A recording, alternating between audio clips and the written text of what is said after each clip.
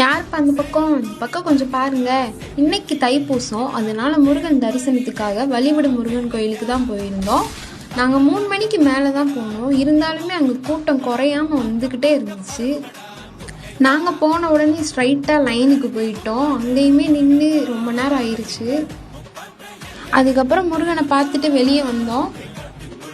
அதுக்கப்புறம் வெளியே வந்ததுக்கப்புறமா மேலே கொஞ்சம் தூரம் போயிட்டு அப்படியே பொறுமையாக இறங்கி வந்துகிட்டு இருந்தோம். அதுக்கப்புறம் வெளியே சாமி கும்பிட்டுட்டு அப்படியே கம்பத்துக்கு கிளம்பியாச்சு.